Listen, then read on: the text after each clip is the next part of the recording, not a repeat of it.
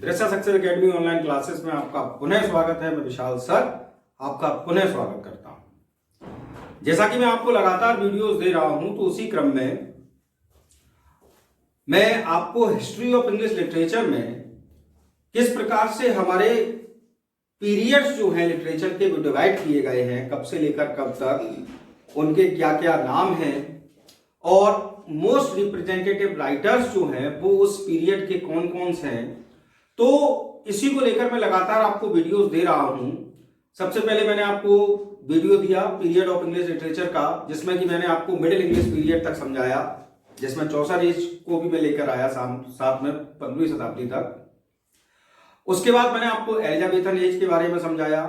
Elizabethan age के मैंने 2 videos दिए आपको। उसके बाद मैंने कॉमनवेल्थ पीरियड को लेकर मैंने आपको एक वीडियो दिया, और कॉमनवेल्थ पीरियड के बाद जैसा कि मैंने कहा कि इसके बाद उस वीडियो में ही बोला था कि इसके बाद का जो वीडियो होगा वो थोड़ा सा बड़ा भी बनेगा और कई पार्ट्स में बनेगा, क्योंकि कॉमनवेल्थ पीरियड के बाद अंग्रेजी साहित्य का सबसे बड़ा एज आरंभ होता है, जिसको कि हम नियो क्लासिकल एज के नाम से जानते हैं। किस नाम से जानते हैं? नियो क्लासिकल एज के नाम से जानते हैं। तो जैसा कि इस पीरियड का नाम है आपका neo classical as, neo classical period. जब हम नियो क्लासिकल एज और पीरियड की बात करते हैं तो हम इसे 2 से 3 पार्ट्स में डिवाइड करेंगे, जिसमें कि पहला हमारा जो पार्ट आज का है वह नियो क्लासिकल पीरियड। पहले तो इसकी डेट देखें आप, 1660 से 1798, यानी कि 1660 से लेकर 1798, लगभग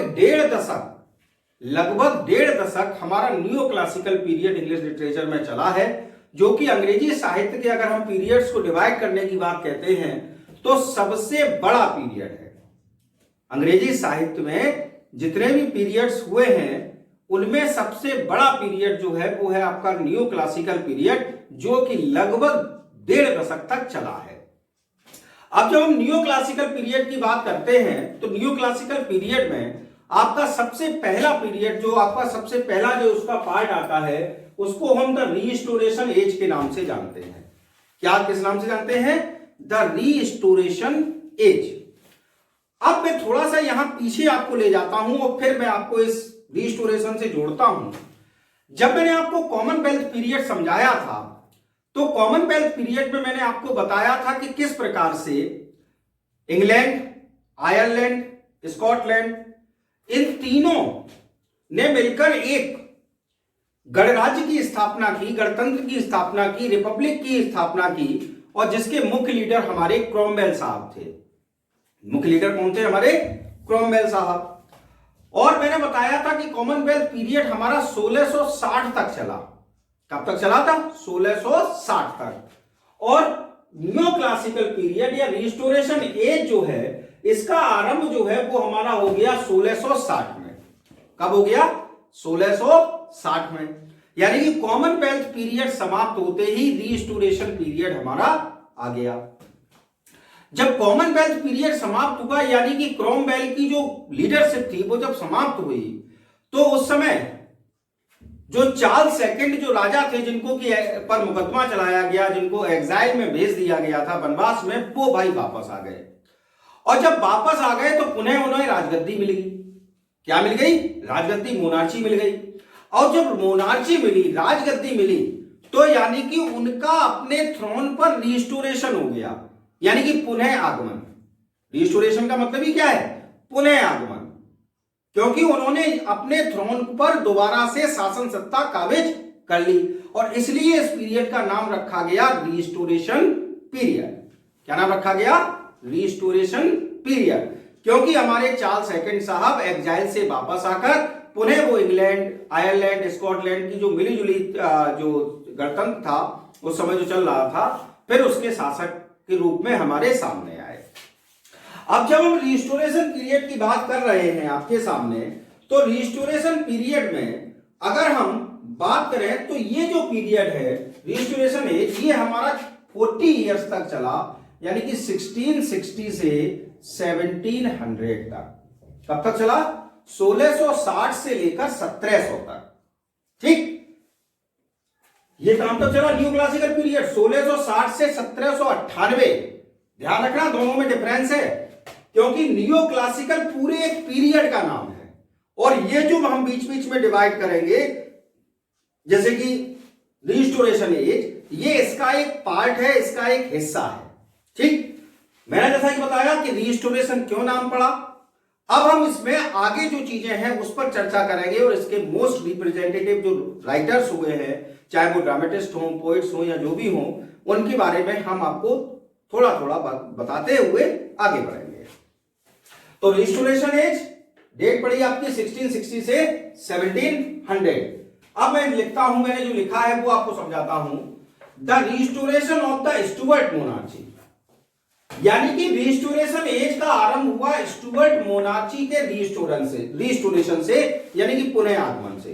अब आप कहेंगे कि सर ये स्टुअर्ट मोनार्ची क्या होती है, तो मैं आपको यहां बता देना चाहता हूं कि ये एक हाउस ऑफ स्टुअर्ट के नाम से जाना जाता है, और इसका वास्तविक नाम तो स्टीवर्ट है। वास्तविक नाम क्या है? स्टीवर्ट है। और ये एक रॉयल हाउस हुआ करता था स्कॉटलैंड का। कहां का? स्कॉटलैंड का राजसी परिवार, राजसी घराना हुआ करता था स्कॉटलैंड, इंग्लैंड और आयरलैंड का। कहां का? स्कॉटलैंड, इंग्लैंड और आयरलैंड का, और बाद में ग्रेट ब्रिटेन भी इसमें शामिल हो गया। तो ये जो स्टुअर्ट है, कि वास्तविक इसका नाम था स्टीवर्ट, ये एक रॉयल हाउस था स्कॉटलैंड, इंग्लैंड, आयरलैंड और बाद में ग्रेट ब्रिटेन का। और इसी के आप कह सकते हैं ये सदस्य हुआ करते थे, जो ये राजा थे, जैसे कि चार्ल्स सेकंड हमारे, ठीक है ना। तो इनकी पुनः आगमन हुआ, पुनः वापसी हुई, इसलिए लाइन लिखी है the restoration of the Stuart monarchy, यानी कि जो स्टुअर्ट मोनार्ची थी उसका पुनः आगमन इस तरीके से हुआ in the kingdom of England. कहां पर था? इंग्लैंड में, साथ ही साथ स्कॉटलैंड में, आयरलैंड में। और ये कब हुआ भैया शासन सत्ता पर पुनः काबिज? कब हुए? 1660 में। कब हुए शासन सत्ता पर काबिज? 1660 में। यानी कि स्टुअर्ट परिवार जो कि रॉयल फैमिली थी, जब चार्ल्स सेकंड हमारे राजा को देश निकाला दे दिया, वनवास दे दिया, जब कॉमनवेल्थ पीरियड चला, और 1660 में चार्ल्स सेकंड जो कि स्टुअर्ट फैमिली के ही सदस्य थे, वह जब वापस आए तो इंग्लैंड, स्कॉटलैंड और आयरलैंड में एक बार पुनः स्टुअर्ट मोनार्ची स्थापित हो गई। और राजा कौन बने? King Charles second. कौन राजा बने भाई? King Charles second. इसमें मैंने लाके लिखा है king Charles second returned from exile. कहां से वापस आए? वनवास से वापस आए इन यूरोप, यानी कि यूरोप में वापस आए। कहां से? वनवास से वापस आए। अब ये शब्द मैंने लिखा था, term restoration is also used to describe the period of several years. अगर हम रिस्टोरेशन शब्द का इस्तेमाल करते हैं, इस टर्म का इस्तेमाल करते हैं, यूज करते हैं, तो ये कई वर्षों के एक पीरियड को डिस्क्राइब करता है।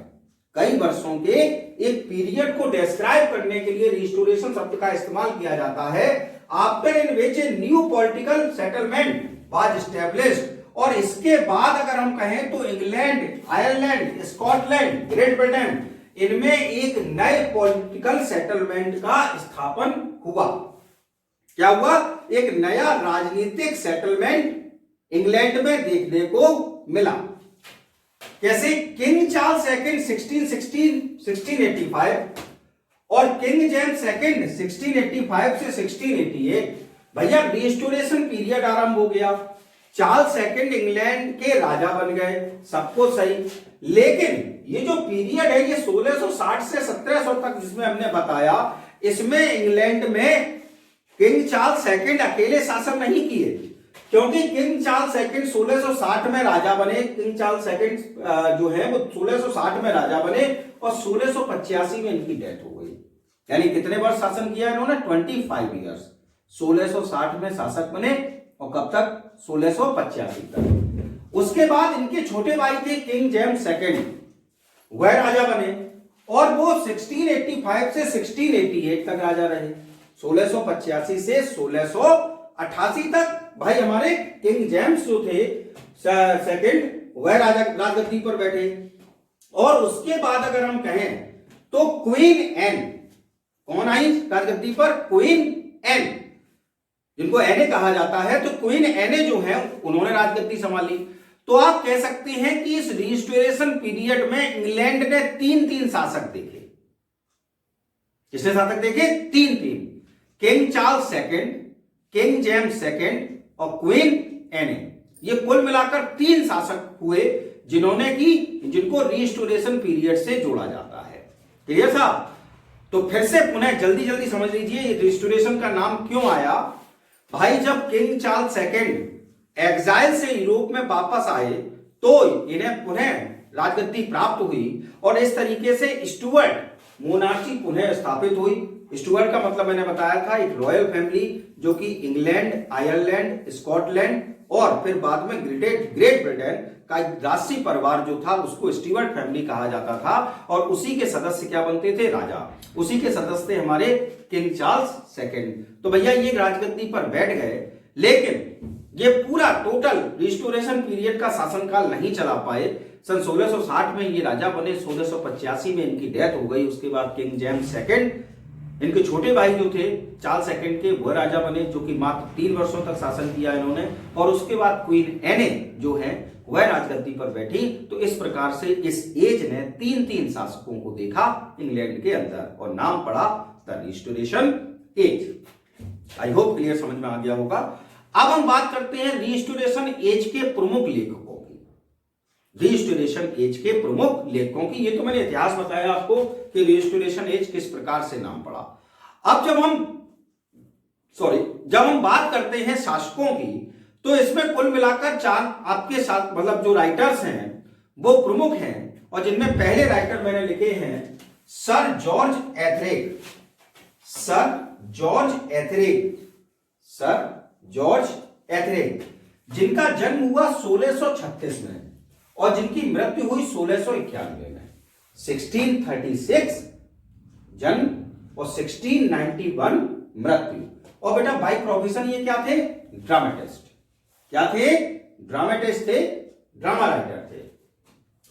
सर जॉर्ज एथरिक 1636, 1691 और ये क्या थे? ड्रामेटिस्ट थे।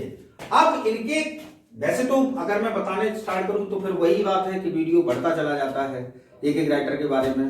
तो मैं जब एक एक राइटर के आपको वीडियो दूंगा तब उनके बारे में विस्तार से बताऊंगा। अभी तो मैं सिर्फ और सिर्फ इन राइटर्स से आपका परिचय कराने का कार्य कर रहा हूं और ये बताने की कोशिश कर रहा हूं कि कौन से प्रमुख लेखक किस एज से कनेक्टेड हैं और वो आखिरकार किस प्रकार के लेखक थे, कौन ड्रामेटिस्ट था, कौन पोएट था, कौन नोवेलिस्ट था, ये सब बातें हम लोग कर रहे हैं। तो अगर इनकी बात करें इनके ड्रामास की, तो इनके प्रमुख 3 ड्रामास ऐसे हैं जॉर्ज एथरिक साहब के जो कि बहुत फेमस हैं और आप कह सकते हैं जॉर्ज साहब को अंग्रेजी साहित्य में इमॉर्टल बनाने का इन 3 ड्रामास ने काम किया। सबसे पहला है द कॉमिकल रिवेंज। क्या नाम है ड्रामा का? द कॉमिकल रिवेंज, या दूसरा नाम इसी प्ले का दूसरा नाम है लव इन ए टब। क्या है? Love in A tub. आपको नाम से ही समझ में आ गया होगा ये ट्रेजेडी नहीं हो सकती, कॉमेडी है। ठीक है, द कॉमिकल रिवेंज, और इसमें भी शब्द नाम क्या है? कॉमिकल।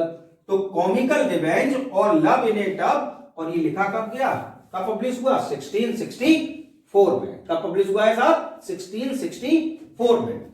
उसके बाद दूसरा इनका ड्रामा है she would if she could. She would if she could, और ये इनका लिखा गया ड्रामा है पब्लिश हुआ है 1668 में। थर्ड है आपका the man of mode. The man of mode, और इसी ड्रामा का दूसरा नाम है सर फॉपलिंग फ्लटर। क्या नाम है? सर फॉपलिंग फ्लटर, और ये बेटा आपका पब्लिश कब हुआ? 1676 में। तो कुल मिलाकर जॉर्ज एथरिक साहब के 3 आपको नाम याद रखने हैं ड्रामास के। द कॉमिकल रिवेंज, या दूसरा नाम लव इन ए टब जो कि 1664 में आया, she would if she could जो कि 1668 में आया, और तीसरा द मैन ऑफ मोड या सर फॉपलिंग फ्लटर जो कि 1676 में आया। जरा स्क्रीनशॉट ले लीजिए। जब जॉर्ज एथरिक साहब के बाद हम बात करते हैं, जो हमारे अभी हमने आपको रिस्टोरेशन एज के पहले ऑथर से जिनका आपका परिचय कराया, उसके बाद एक बहुत ही महत्वपूर्ण राइटर जो है वो भी हमारे रिस्टोरेशन एज से ही संबंधित हैं, जिनका नाम है विलियम कॉन्ग्रीव। कौन ऐसा होगा जिसने अंग्रेजी साहित्य पढ़ा हो और विलियम कॉन्ग्रीव को ना पढ़ा हो? हम सभी ने विलियम कॉन्ग्रीव को पढ़ा है। कहीं बीए सेकेंड ईयर में इनका प्ले चलता है, कहीं एमए में मास्टर्स जब हम करते हैं इंग्लिश से तब भी इनका प्ले चलता है। तो काफी फेमस राइटर है। और आप कहें हम विलियम कॉन्ग्रीव साहब की बात करते हैं तो विलियम कॉन्ग्रीव साहब जो हैं हमारे, वह एक प्लेराइट हैं, साथ ही साथ पोएट भी हैं, जिनका जन्म जो है वह 1670 में हुआ और इनकी डेथ जो है वो 1729 में हुई। यानी कि 1670 में इनका जन्म हुआ और 1729 में इनकी डेथ हुई। यहां मैंने थोड़ा सा परिचय इनका दिया कि ये प्लेराइट है और साथ ही साथ पोइट भी है। यानी कि विलियम कॉन्ग्रीव साहब जो हैं वह आपके प्लेराइट भी हैं और साथ ही साथ पोइट भी हैं। अब अगर हम इनके बारे में और चर्चा करें तो अगर इनकी पहचान है तो प्लेराइट और पोइट के तौर पर तो है ही, साथ ही साथ यह अपने क्लेवर सैटारिकल डायलॉग्स के लिए भी जाने जाते हैं। काय के कारण? क्लेवर यानी कि चतुराई से भरे व्यंग्यात्मक संवादों के लिए भी जाने जाते हैं। इनके प्लेस जब हम पढ़ेंगे, जैसे the way of the world जिसने पढ़ा है तो आपने पढ़ा होगा, उसमें जो प्ले की कहानी है वह आपकी सैटारिकल स्टोरी है, व्यंग्यात्मक कहानी है। किंग चार्ल्स के कोर्ट के मैनर्स जो थे, और आप कह सकते हैं कि उस समय जो इमोरलिटी फैली हुई थी इंग्लैंड में, अनैतिकता फैली हुई थी, उसको विलियम कॉन्ग्रीव साहब ने बड़े अच्छी तरीके से अपने play the way of the world में प्रदर्शित किया है। तो खाली ये प्ले राइटर ही नहीं है, खाली ये पोएट ही नहीं है, ये भाई मेरे क्या है, आपके एक क्लेवर सैटारिकल डायलॉग लिखने वाले लेखक हैं। और इनका जो प्रभाव है वह कॉमेडी की एक प्रकार पर बहुत ज्यादा है और उसको हम कहते हैं कॉमेडी ऑफ मैनर्स। क्या कहते हैं साहब? Comedy of manners. अगर अंग्रेजी साहित्य में कॉमेडी ऑफ मैनर्स जो हैं अगर वह फली फूली तो भाई रिस्टोरेशन एज से इसका आरंभ होता है। और इसके मुख्य पुरोधाओं में से अगर किसी का नाम आता है तो वो आपके हैं विलियम कॉन्ग्रीव साहब। तो पहली यह बात क्या है, ये प्लेराइट है। दूसरी बात क्या है, ये पोइट है। तीसरी बात मैंने आपको समझाई, ये काय के लिए जाने जाते हैं, अपने क्लेवर सैटारिकल डायलॉग्स के लिए जाने जाते हैं। तीसरी बात और आगे की बात क्या है कि इनका बहुत बड़ा प्रभाव जो है वह कॉमेडी ऑफ मैनर्स में के रूप में देखने को मिलता है। ठीक है ना। अब जब हम इनकी आगे की बात करते हैं तो ये प्लेराइट, पोएट, सैटारिस्ट होने के साथ साथ कुछ समय तक राजनेता भी रहे हैं। यानी कि पॉलिटिक्स में भी इनका दखल रहा है। काय में? पॉलिटिक्स यानी राजनीति में भी इनका दखल देखा गया है। ब्रिटिश यानी कि ब्रिटेन में एक पॉलिटिकल पार्टी थी जिसका नाम है बिग पार्टी। जैसे मैं यहां आपको समझाने के लिए लिख देता हूं, WHIG, बिग पार्टी। तो इस पार्टी के कुछ समय तक ये सक्रिय सदस्य भी रहे। तो इनका पॉलिटिक्स में भी थोड़ा सा आप कह सकते हैं कि इंटरफियरेंस था। ठीक है ना, ताल्लुक रखते थे ये पॉलिटिक्स से भी। अब इनके हम प्लेस की बात करें, अगर जो नाटकों की बात करें, तो जैसा कि अभी मैंने the way of the world के बारे में आपको बताया, तो पहला प्ले इनका मैंने लिखा the way of the world. इस प्ले ने विलियम कॉन्ग्रीव साहब को आप कह सकते हैं अंग्रेजी साहित्य के इतिहास में अमर बनाने का कार्य किया है। तो इनका play the way of the world, इसका पब्लिकेशन है 1700। उस अगला प्ले है लव फॉर लव, और ये सब कॉमेडी ऑफ मैनर्स है साहब, सब कॉमेडी है। और कॉमेडी का कौन सा टाइप है? Comedy of manners. दूसरा है लव फॉर लव, जिसका पब्लिकेशन है 1695 में। और तीसरा प्ले है द डबल डीलर, जिसका पब्लिकेशन है 1694 में। तो सबसे पहले कौन सा आया? द डबल डीलर 1694, उसके बाद आया लव फॉर लव 1695, और उसके बाद इनका सबसे मोस्ट इंपॉर्टेंट प्ले जो है the way of the world, वो आया 1700 में। तो ये हमारे हुए राइटर विलियम कॉन्ग्रीव। तो पुनः एक बात को विशेष ध्यान रखिए, विलियम कॉन्ग्रीव क्या है? विलियम कॉन्ग्रीव साहब एक प्ले राइटर हैं, एक पोइट हैं, साथ ही साथ ये जाने किस लिए जाते हैं? अपनी क्लेवरनेस के कारण। कैसी क्लेवरनेस? भैया ये सैटायर का प्रयोग किया करते थे अपने प्लेस के माध्यम से। उस समय का जो रिस्टोरेशन सोसाइटी थी इंग्लैंड की, उसमें जो इमोरलिटी फैली हुई थी, उस पर व्यंग्यात्मक शैली में लिखने का कार्य किसने किया?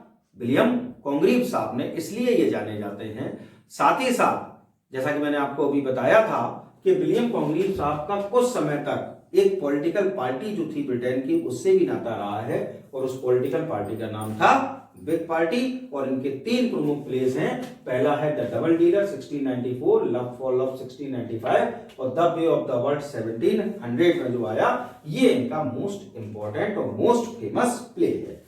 उसके बाद दूसरे राइटर आए हमारे, जो कि एक अपने आप में एक महान लेखक है, जॉन ड्राइडन साहब।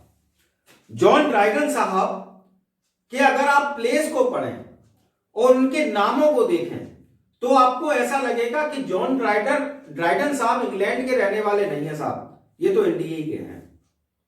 जॉन ड्राइडन साहब जो हैं वो इंग्लैंड के नहीं है, कहां के हैं? इंडिया के हैं। कैसे? पहली बात तो ये भैया पोइट थे, इंग्लिश पोइट, ठीक। दूसरे बात लिटरेरी क्रिटिक भी थे, यानी कि साहित्यिक आलोचक भी थे। साहित्यिक आलोचक भी हैं जॉन ड्राइडन साहब। तीसरी बात एक ट्रांसलेटर भी थे। चौथी बात प्ले राइट भी थे। यानी कि चार चीजें जॉन ड्राइडन में हमें देखने को मिल गई। पोइट भी थे, लिटरेरी क्रिटिक भी थे, ट्रांसलेटर भी थे और प्ले राइट भी थे।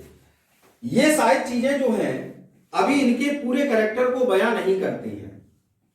अगर हम जॉन ड्राइडन की बात करें साहब, तो इंग्लैंड में जब पोइट लॉरेट बनाने का नियम आरंभ हुआ, एक उपाधि होती है इंग्लैंड में, वहां का जो मोस्ट प्रोमिनेंट पोइट होता है उसको पोइट लॉरेट की उपाधि दी जाती है। पोइट लॉरेट की उपाधि दी जाती है। आगे चलकर रॉबर्ट साउदे, विलियम वर्ड्सवर्थ, ये भी हमारे सब पोइट लॉरेट बने हैं। तो सबसे पहले अगर इंग्लैंड में किसी पोइट को पोइट लॉरेट की उपाधि दी गई है तो वो है साहब जॉन ड्राइडन साहब। कौन? John Dryden was the first poet laureate in England, और ये उपाधि इन्हें कब प्राप्त हुई? 1668 में। कब उपाधि प्राप्त हुई थी इन्हें? 1668 में। अब अगर जॉन ड्राइडन की बात करें तो इनका मैंने अभी लाइफ स्पान नहीं लिखा आपके लिए, तो 1631 में इनका जन्म हुआ और 1700 में इनकी डेथ हुई।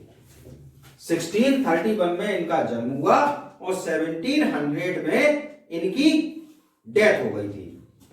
तो 1668 से लेकर 1700 तक जॉन ड्राइडन साहब इंग्लैंड में पोइट लॉरेट रहे हैं।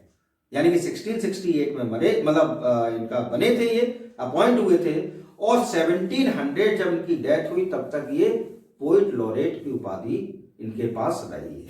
ठीक है ना साहब? तो फर्स्ट पोइट लॉरेट है कौन? जॉन ड्राइडन साहब। ये लाइन जरूर याद कर लेना साहब।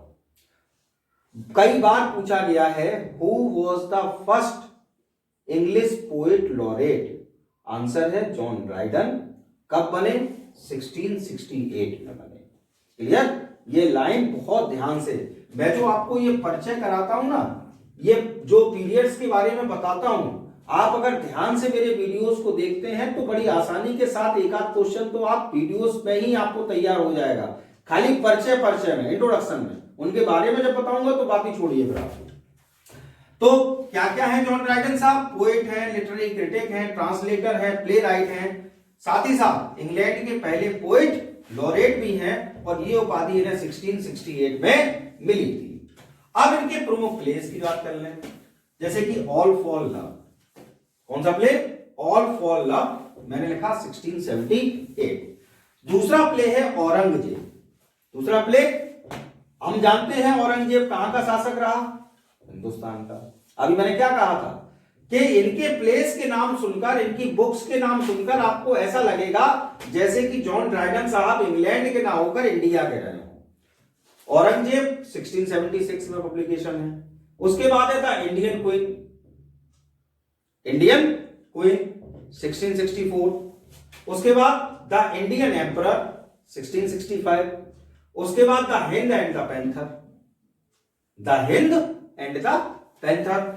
आप ये समझिए, ये ऐसी बुक्स और प्लेस के नाम हैं इनके जो कि बहुत अधिक मात्रा में पढ़ी जाती हैं और ऐसा लगता है कि जॉन ड्राइडन साहब ने गहन अध्ययन किया था इन विषयों पर, भारत के विषयों को लेकर। ठीक, तब इन्होंने इनकी रचना की। तो फिर से बात सुन लीजिए, all for love 1678, Aurangzeb 1676, the Indian queen 1664, the Indian emperor 1665 और the Hind and the panther. ये आपके सब किसके बुक्स और प्लेस के नाम है? जॉन ड्राइडन साहब के, जो कि क्या थे? हमारे पहले पोएट लॉरेट। अब रिस्टोरेशन एज का, अब हम लास्ट राइटर जो है उनके बारे में चर्चा करेंगे। बहुत इंटरेस्टिंग राइटर है ये। नाम है एफ्रा वैन। नाम क्या है? एफ्रा वैन। एफ्रा वैन कब पैदा हुई? 1640 में। कब मरी? 1689 में। अब मैंने मैस्कुलाइन की जगह फेमिनाइन जेंडर पे आ गया। कब पैदा हुए नहीं, कब पैदा हुई? 1640 में। कब मरी? 1689 में। और इनके लिए मैंने आगे लिख दिया the first English women writer, यानी कि अंग्रेजी भाषा की पहली अंग्रेजी लेखक जो है रिकॉग्नाइज्ड, वो है आपकी एफ्रा वैन। विशेष ध्यान रखना साहब, ऐसे ही क्वेश्चन पूछे जाते हैं। Who was the first? मैं आपको वीडियो भी बनाकर दूंगा पूरा, और एक नहीं कई वीडियो दूंगा जिसमें आपको साहित्य में समझाऊंगा कि हु वॉज द फर्स्ट, पहला कौन। ठीक है ना? जैसे कि एक पहला हो गया आपका जॉन ड्राइडन, पहला पोएट लॉरेट कौन? जॉन ड्राइडन साहब। पहली महिला लेखक कौन? एफ्रा वैन। एफ्रा वैन, अगर हम बात करें तो इंग्लैंड जो था उस समय, किंग चार्ल्स जब राजा हुए, रिस्टोरेशन एज था, तब महिलाओं को बेटा वो पूर्ण आजादी प्राप्त नहीं थी जैसा कि आज के समय में है। तो इन्होंने कई जो डकियालूसी पुराने विचार थे उनका विरोध किया और पहली महिला लेखक, इंग्लिश भाषा की, अंग्रेजी भाषा की, इंग्लैंड की पहली महिला लेखक बनने की ख्याति इन्होंने प्राप्त की। तो आप लोग विशेष ध्यान रखें इस बात का कि अगर यह प्रश्न पूछ लिया जाए कि who was the first female writer in English literature, the answer is Aphra Behn. अब एफ्रा वैन आखिरकार भाई प्रोफेशन क्या क्या थी? तो भैया एफ्रा वैन जो है हमारी, ये आपकी प्ले राइट है, यानी कि इन्होंने प्लेज लिखे। ठीक है साहब? प्ले राइट के साथ साथ ये पोइट भी थी, इन्होंने कविताएं भी लिखी। पोइट के साथ साथ ये ट्रांसलेटर भी थी। भैया ये भी सही हो गया। ट्रांसलेटर के साथ साथ ये फिक्शन राइटर भी थी। प्ले राइट, पोएट, ट्रांसलेटर और फिक्शन राइटर। तो चार आप कह सकते हैं क्षेत्रों में इन्हें महारत हासिल थी। पोएट, ट्रांसलेटर, प्ले राइट और पोएट, ट्रांसलेटर, प्ले राइट और फिक्शन राइटर। तो ये चार में उपाधि, मतलब इन्हें महारत हासिल थी एफ्रा वैन साहिबा को।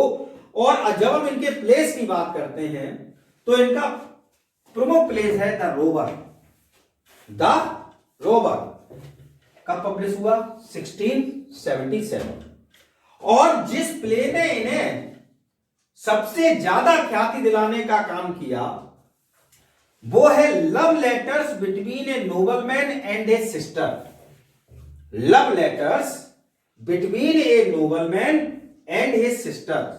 ये नाम ध्यान कर लीजिए आप। एफ्रा वैन की पहचान उनके पहले महिला लेखक होने से तो है ही, दूसरी पहचान उनके इस प्ले से है जिसका नाम है love letters between A nobleman and A sister, और इसका पब्लिकेशन है 1684 में। का पब्लिकेशन है 1684 में। अगर हम एफ्रा की बात करें तो इनके एक प्ले और इनका बहुत मशहूर हुआ, वो है आपका, जगह की थोड़ी सी कमी है, the emperor of the moon.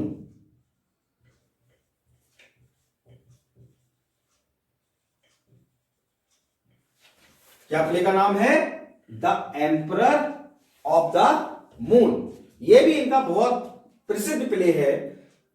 तो कुल मिलाकर अगर हम एफ्रा वेन की बात करें तो इनका सबसे महत्वपूर्ण play love letters between a noble man and his sister, और दूसरा महत्वपूर्ण प्ले है the emperor of the moon. एक प्ले और है द रॉबर, जो कि 1677 में आया था। तो इस वीडियो में आज मैंने आपको नियो क्लासिकल एज के पहले जो आप पार्ट है, जिसको हम रिस्टोरेशन पीरियड के नाम से जानेंगे या रिस्टोरेशन पीरियड के नाम से जानते हैं, जिसका टाइम पीरियड आपका 1660 से लेकर 1700 है, किस प्रकार से इसका नाम रिस्टोरेशन पीरियड पड़ा, मैंने आपको यह समझाया। इस रिस्टोरेशन पीरियड में कौन कौन शासक थे इंग्लैंड में, तो वो भी मैंने आपको बताए। और उसके बाद 4 प्रमुख लेखक जो हैं उनके बारे में भी मैंने आपको इस वीडियो में बताया। सर जॉर्ज एथर, उसके बाद आपके विलियम कॉन्ग्रीव, उसके बाद आपके जॉन ड्राइडन, और उसके बाद एफ्रा वेन। इसमें 2 लेखक ऐसे हैं जो कि इनका प्रश्न बनेगा आपके कि हु वाज द फर्स्ट, तो who was the first poet laureate, तो आपका आंसर होगा जॉन ड्राइडन। और who was the first women writer in English literature, तो आंसर होगा एफ्रा वेन। तो ये वीडियो के माध्यम से मैंने आज आपको रिस्टोरेशन एज समझाने का प्रयास किया। आई होप आपको मेरा ये वीडियो पसंद आया होगा और इसमें जो भी मैंने समझाया वो आपको अच्छी तरह से समझ में आया होगा। अगर मेरा वीडियो आपको अच्छा लगा हो तो प्लीज लाइक करें, कमेंट करें, सब्सक्राइब करें। अगर आपने मेरा चैनल अब तक सब्सक्राइब नहीं किया है तो please subscribe my channel. And अगर आपको अच्छा लगता है तो जो विद्यार्थी, जो स्टूडेंट्स तैयारी कर रहे हैं आपकी TGT, PGT, inter college lecturer की, उन तक मेरा वीडियो की ये जरूर पहुंचाएं, अधिक से अधिक मात्रा में शेयर करें। Thanks for watching.